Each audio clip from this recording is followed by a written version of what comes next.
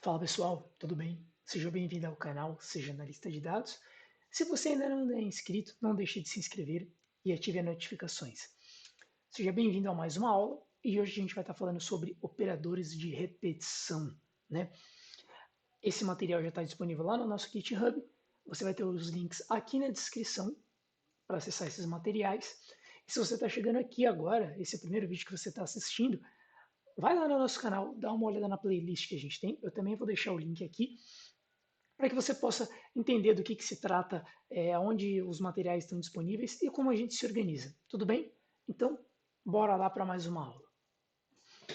Bom, hoje nós estamos falando sobre operadores de repetição, né?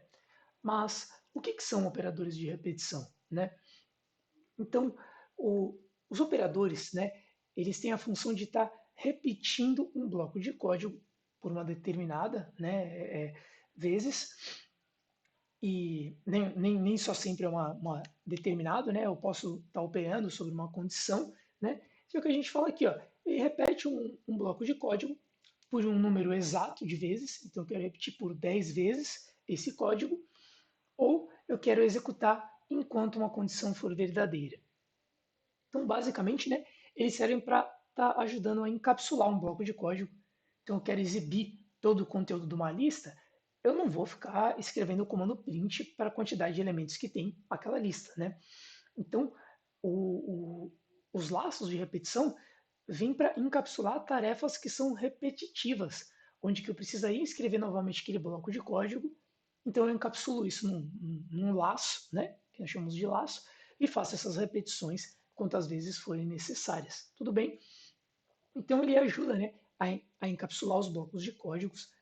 E um exemplo aqui é o cálculo da média de um aluno. Então, ao invés de eu ter esse cálculo repetido em várias células, eu encapsulo isso, né, num laço e executo para a quantidade de alunos que tem na nossa turma. Tudo bem? Acho que até aqui está super tranquilo. Bom, o Python ele tem dois operadores de repetição, que é o for e o while. Vocês vão entender a diferença deles, a gente vai falar mais abaixo, mas o que eu quero que vocês gravem desde agora, né? Vamos lá, ó. A gente está olhando até aqui, ó, o for. Gente, o for ele é utilizado para executar um número de vezes pré-definidas. E o while ele é executado enquanto uma condição for verdadeira. Esse é o grande divisor de águas para a gente utilizar o laço for e o laço while. Então, vamos entender um pouco melhor.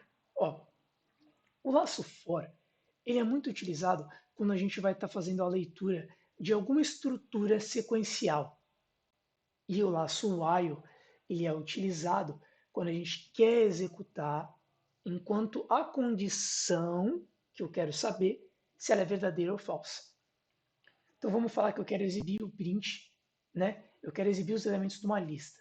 Eu vou usar o for, porque eu vou estar trabalhando em cima de uma estrutura, né, de dados sequenciais. Quando eu quiser checar se o semáforo está aberto ou fechado, então eu vou ficar usando o while, né? Um exemplo que veio aqui em mente agora. Então, enquanto o semáforo for verde, ninguém atravessa. Quando o semáforo, né, for vermelho, a gente libera para que o pedestre possa atravessar.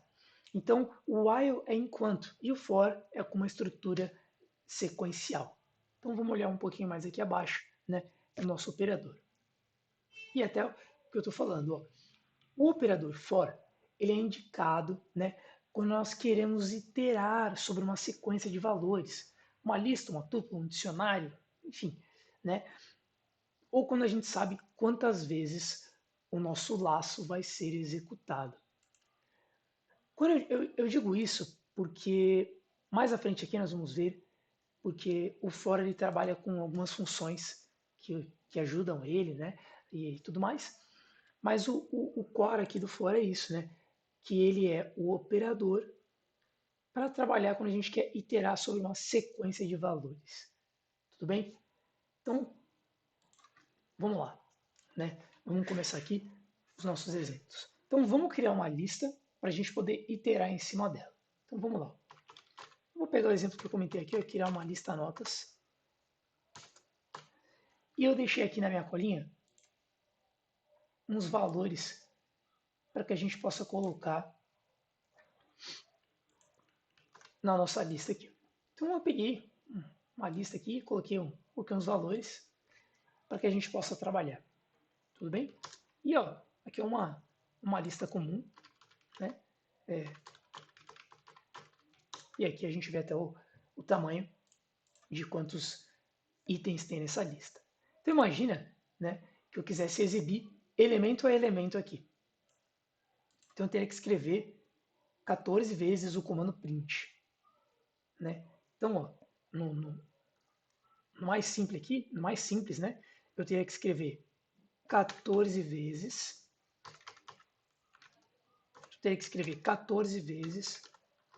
o comando print. Então, o que a gente vem encapsular no nosso operador é essa ação, o comando print. Então, é isso que eu tenho que colocar dentro do laço para que seja repetido, né? A palavra reservada for, né, é a forma que a gente indica o operador, né? Então, a gente está falando aqui, ó, eu vou iniciar um looping, eu vou iniciar um laço. Igual quando a gente aprendeu o if, né? Então, eu tenho um comando if falando aqui, ó, daqui em diante vai começar a minha comparação. Então, o comando for, ele vai indicar para nós aí a repetição. Eu até fui checar aqui, né? Nós não temos aqui a descrição, porque ele não é uma função, ele é um operador. Então, ó, após o comando for, né? Escrevi for, e aqui, ó, após o comando, nós precisamos falar o que vai ser, como é que eu posso falar? Como a gente vai utilizar o elemento que eu vou estar lendo, né? Eu preciso dar um nome para ele.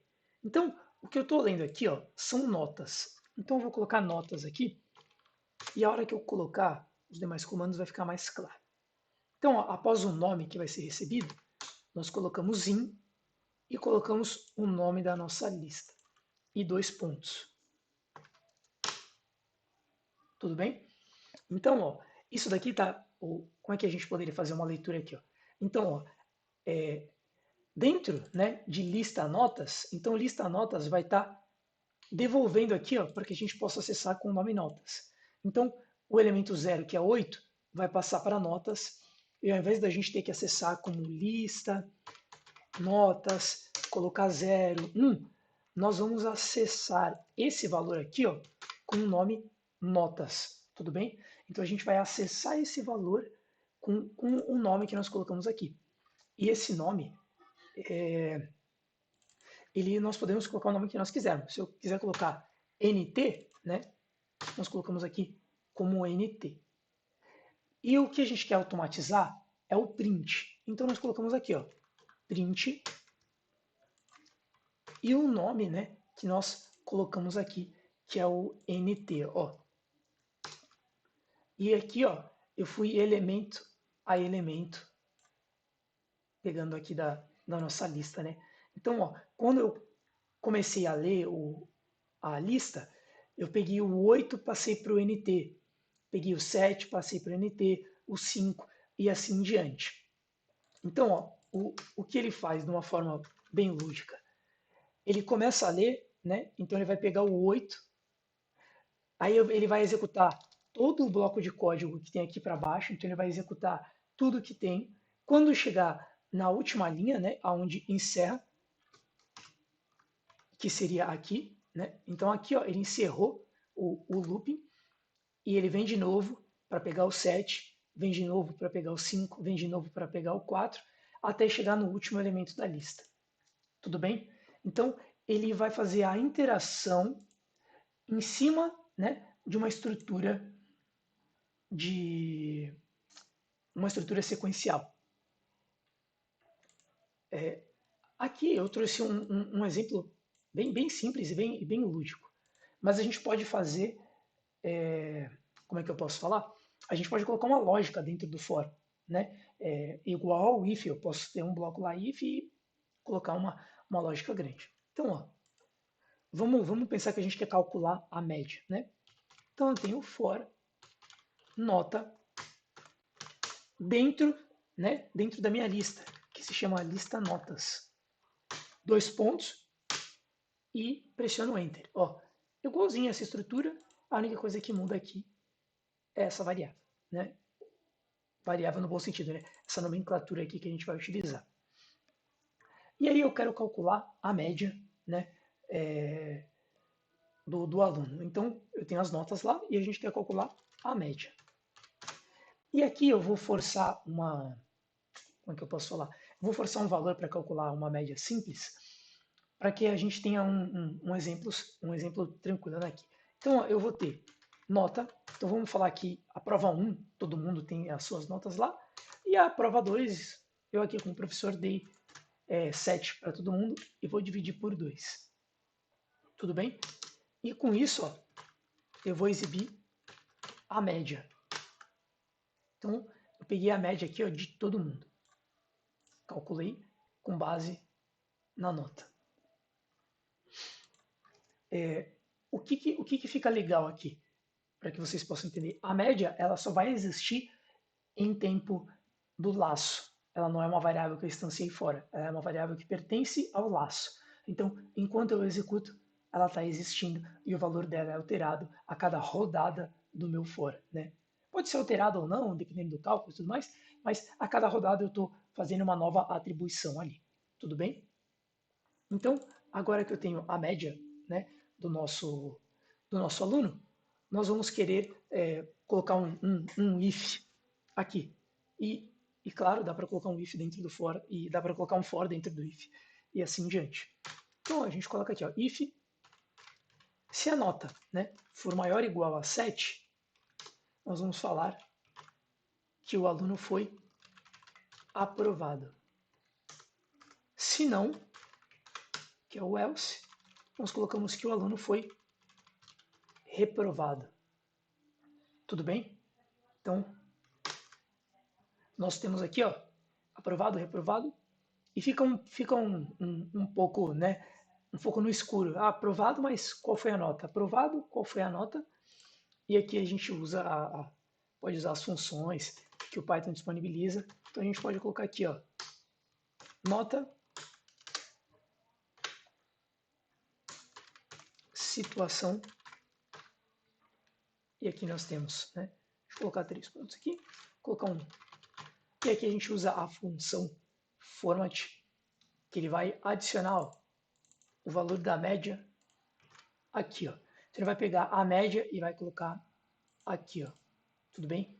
Ele pegou o valor da média e na hora do print ele vai substituir isso tudo colocando a nossa média. E aqui, ó, a gente copia isso tudo, adiciona aqui e coloca como reprovado. Rodamos e aqui nós temos, ó.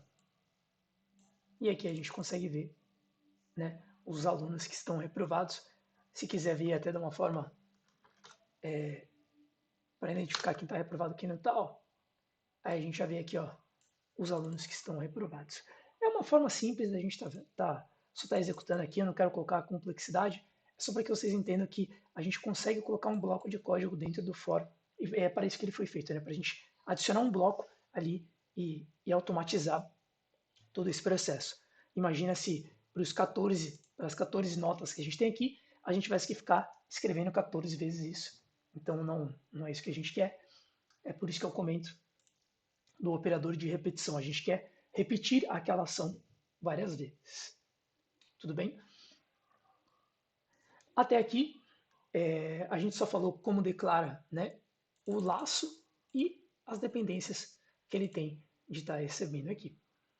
E eu comentei no início com vocês, e agora a gente vai detalhar melhor, né, que o Python tem duas funções nativas. E elas são úteis né, para a gente utilizar o for. E elas são a função range e a função enumerate. E a gente vai entender melhor cada uma, né, etapa por etapa. Então vamos começar aqui pela função enumerate, tudo bem? Então vamos lá. A função enumerate, de uma forma simples, direta, escrita por mim, uma tradução, ela faz uma enumeração da sequência de dados, né? E por default, essa sequência começa em 0, né? E trazendo o exemplo aqui para deixar mais claro para nós, imagina que a gente quer entrar numa loja e a capacidade dessa loja é de 10 pessoas. E aí tem uma pessoa que faz essa gestão, né, do número. Então entra a primeira pessoa e ela coloca lá ela enumera 0, entra a segunda, ela enumera 1, entra a terceira, ela enumera 2, e assim em diante, né, que nem a gente está aqui. E, de uma forma simples, essa é a função enumerate trabalhando, tá bom? Então é assim que a função enumerate tem a sua atuação. E se nós colocarmos aqui, ó, enumerate e o Shift Tab, ele mostra aqui, ó, que ele começa aqui, ó, retornando um objeto que ele é do tipo iterável, né? E ele vai fazendo em cima dessa sequência e colocando sempre incrementando de 1 mais 1. A gente também consegue mudar a propriedade para com que ele comece em 1, em 2, em 3 e assim em diante. Por default ele começa em 0, mas ali ele tem a propriedade start, né? Que ele até exibe aqui, ó. O default dele começa em 0. Tudo bem? Então, ó, eu até deixei aqui, ó, para que ficasse, né, mais fácil. Então, ó, ele espera um objeto do tipo iterável para com que ele possa enumerar, né? Ele não vai enumerar aleatoriamente, então ele espera um objeto iterável, uma lista, uma tupla, né, um dicionário, um objeto do tipo iterável. O que ele devolve é uma tupla, então a gente não consegue alterar isso. Esse é o lado legal, então ele vai devolver para a gente ali. E alterar. E por default, ele começa em 0. Tudo bem? Então, ó, vamos ver o enumerate trabalhando, né? Aí como ele funciona. E como eu falei que ele anda junto com o for, então vamos lá. Então a gente coloca aqui for, que a gente já conhece, nota, in, e a gente tem a nossa lista notas. E isso aqui a gente já conhece ali de cima, que é a nossa querida lista. Então, ó, deixa eu só dar um print aqui. Peraí, a gente pode fazer assim. Isso. Então, elemento é elemento aqui da nossa lista. Tá aqui, tudo bem? A função enumerate, né? Aonde a função enumerate entra? A função enumerate, ela é adicionada aqui, ó. Enumerate. Lembra que quando a gente olha aqui a função enumerate, ela fala pra gente que ela espera um objeto do tipo iterável, né? Então eu estou passando para ela aqui um objeto do tipo iterável. E ela devolve para nós uma tupla com o valor do iterável. Percebam aqui, ó, que a única coisa que eu adicionei foi o enumerate. E vamos colocar para rodar. E agora ó, ele devolveu uma tupla com a enumeração começando em 0. Né? Percebam que a gente tem 14 linhas, do 0 ao 13, que é a mesma coisa aqui, ó, não alterou a propriedade em nada. Estamos aqui com 14 e tudo mais. E ele começa aqui, ó, como 0. A gente tem a opção de colocar aqui o start igual a 1. E a gente sai com 14 aqui. Tudo bem? Mas vamos manter ele aqui como 0. Lucas, como é que eu faço para separar o 0 do 8 para que eu possa trabalhar de formas distintas? Eu quero saber o que é o enumerate e o que é o nota. Aqui, ó, né, antes do in, o que está antes do in vai receber o que está depois, né? Então, é como se a gente tivesse uma setinha falando, ó, o que vir daqui, devolve para cá. O que vir daqui, devolve para cá. Então, a gente adiciona uma variável, né? Mais uma variável, vírgula, né, com vírgula. Então, eu vou colocar aqui ó, como enu, né, de enumerate, que seria esse valor vindo aqui e esse vindo aqui. E aqui, ó, a gente pode colocar, ó, e agora a gente tem duas variáveis, né, cada uma com seu valor. Lucas, quem vem na frente de quem, como eu sei quem é quem? Função enumerate, né, a lista está dentro de notas. A lista está dentro do enumerate. Então, primeiro é o enumerate, o primeiro retorno é o enumerate, o segundo retorno é a lista de notas, né? Então, eu enumerei e devolvo o valor que está ali. Então, é aqui que a gente tem. Tudo bem? Então, a função enumerate ela é uma função muito simples, né? E ela só vai enumerando.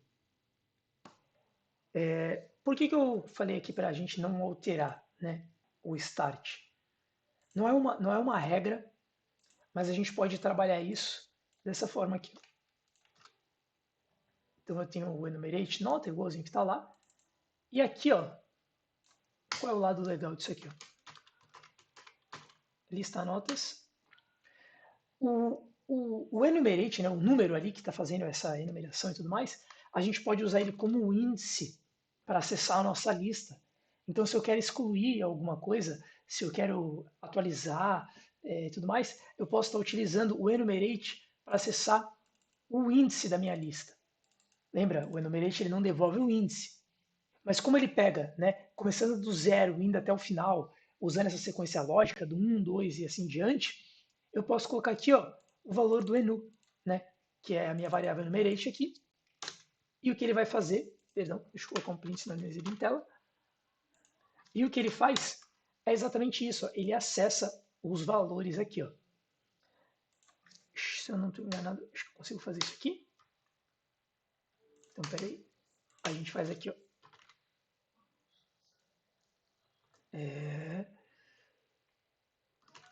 Mais igual a 1.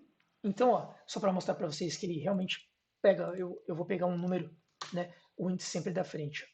Então, ó, em vez de pegar o 8, eu peguei o 7 e assim em diante. Ele dá o erro aqui porque né, no último elemento estou somando mais 1. Então, é uma forma que a gente pode estar acessando o índice ali e trabalhando com ele. Tudo bem? E ó, a segunda função que a gente tem aqui é a função range. Essa função ela é um pouco mais elaborada, então vamos olhar com um pouquinho mais de calma. A função range ela retorna um range de valores definido. E a função tem três propriedades. Né? Ela tem a propriedade start, ela tem a propriedade stop e tem a propriedade step. O start é o valor que a gente deseja iniciar a geração do range. O stop é o valor que eu vou falar, ó, você vai vir daqui até aqui. Então o stop eu nunca vou chegar nesse valor de stop. E o step são valores que a gente quer pular, né? Então eu quero ir do 5 ao 50 pulando de 5 em 5. Tudo bem? Então o step tem essa função. E aqui eu deixei o código do range, apesar de não ter aqui tem o do enumerate também, e aqui no final a gente também tem sobre os loopings, então fiquem tranquilos que tem bastante referência para vocês consumirem. Então, vamos entender. Eu posso usar o range de três modos, fornecendo só o start, fornecendo o start stop e fornecendo o start stop step. Tá bom? Então, fiquem tranquilos, a gente vai com calma. Ó, o nosso exemplo mais simples, fornecendo apenas um parâmetro. Quando a gente fornece um parâmetro só, a função entende que é o stop. Ela vai falar, ó, eu vou até aqui. Eu vou começar do zero, por default, e vou até esse valor. Então, ó, quando a gente coloca aqui o range, ele devolve aqui, explica isso tudo que eu comentei para vocês, vocês podem estar dando uma lida. Então, ó, quando a gente coloca range de 3, né, o que ele fez? Ele começou do zero, pegou primeiro o 1 e o 2. Então ele tem três elementos, 0, 1, 2. Não quer dizer que ele tinha que pegar o 3? Não. O 3 indica para essa função que é a parada. Então eu vou pegar antes de chegar no número 3. Eu peguei o 2, o próximo é o 3, então não pega e acabou a função. A propriedade stop indica parada. Eu nunca chego no valor que está no stop. Tá bom? Então vamos olhar lá. for o valor que eu quero receber do in, né? Então eu vou colocar aqui como número in range de 3, né? Print número.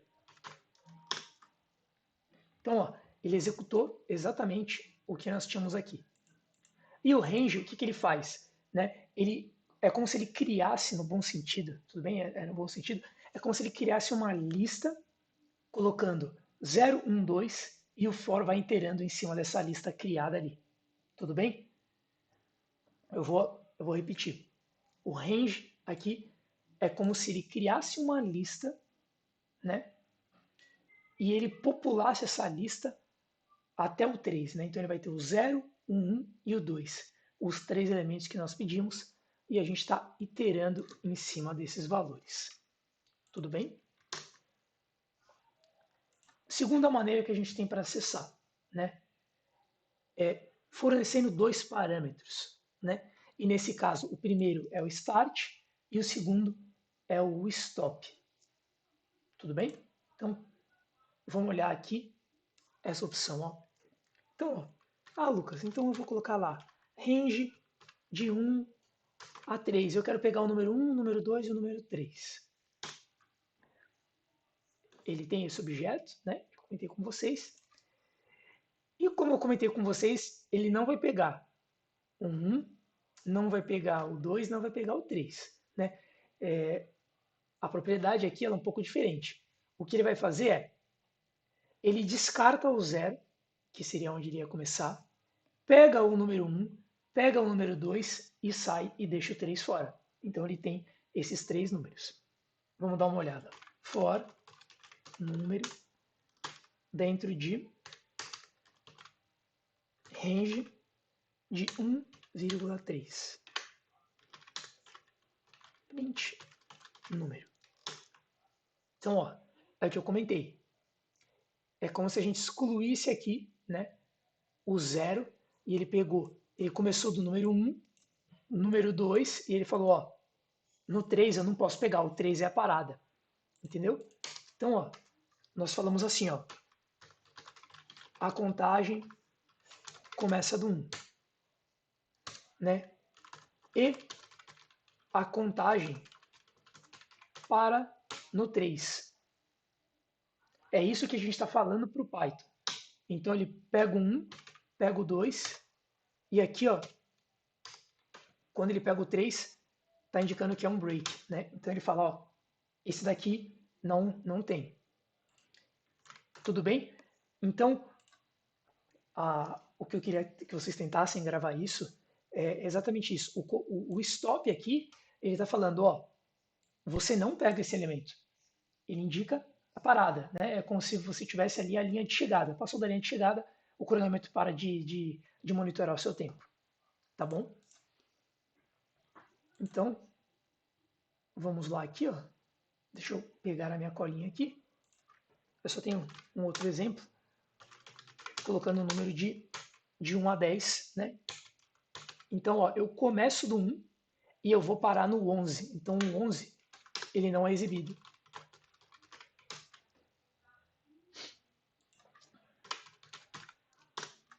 E a gente tem aqui, ó, do número 1 ao número 10. Começa do 1, o 11 é o freio. Tudo bem? Então, vamos para o nosso último exemplo aqui da função range. É quando a gente coloca as três propriedades, né? Então, quando eu estou fornecendo as três propriedades. E é de uma forma bem simples, né? A gente tem aqui, ó, eu posso colocar o número 1, né? O número 11, que vai mostrar do 1 ao 10. Com o terceiro parâmetro, eu só quero mostrar os números ímpares. Então, eu vou pegar 1 e vou somar mais 2. E é isso aqui que ele vai fazer para nós. Então, vamos lá. Ó. For número dentro do range de valores, né? 1, 11 e 2. Então, ó, começa o meu range no 1, termina o meu range no 10 e pula de 2 em 2.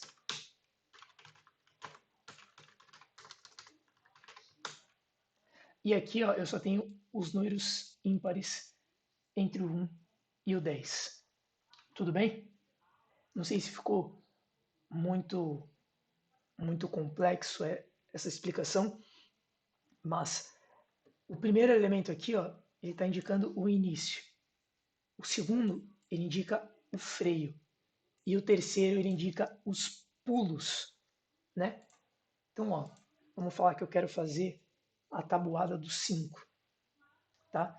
Que nem a gente comentou lá. Então, ao invés de eu ficar tendo um cálculo para fazer isso e tudo mais, vamos fazer isso aqui de uma forma dinâmica, né? Então, eu tenho um número dentro do meu range. A tabuada começa lá no 5 vezes 1. Então, começa lá com 5, né? O primeiro resultado é 5. O final eu sei que é 50, né? Mas eu nunca vou até os 50. Então aqui ó, é 51. E eu pulo a tabuada do 5, obviamente, de 5 em 5. E aqui a gente mostra o número. E aqui eu tenho a tabuada 5, 10, 15 e assim em diante. E a gente pode melhorar isso daqui, mesclar a função range com a função enumerate. Então, bora lá. Então eu tenho aqui, ó, eu tenho um número. Vamos copiar aqui. Vamos copiar aqui, que a gente ganha tempo. O que eu tenho que fazer aqui? Ó? Adicionar uma função fora, a enumerate, que é a enumerate. E aqui ele vai me devolver um índice, que eu vou colocar como IDX. E agora eu vou melhorar aqui. Ó. Então eu sei que 5 vezes o índice é igual ao número. E aqui a gente coloca aqui, ó, essas duas propriedades. E aqui eu tenho ó, 5 vezes 0, 5 vezes 1, até o 9. Eu estou errando aqui, faltou a gente arrumar o start. Né? Então o start tem que ser igual a 1, que aí a gente tem agora, ó, bonitinho, 5 vezes 1 ao 5 vezes 10, com 50. Tudo bem? Gente, essa aula ela já está ficando um pouco grande. A gente já está com 32 minutos. Então eu vou parar esse vídeo aqui. E o próximo vídeo a gente fala do while, para explicar um pouco melhor como funciona esse operador, para que vocês possam entender e tudo mais. Então, eu vejo vocês na próxima aula, para a gente falar especificamente do operador while. Tudo bem? Um abraço pessoal e até a próxima aula.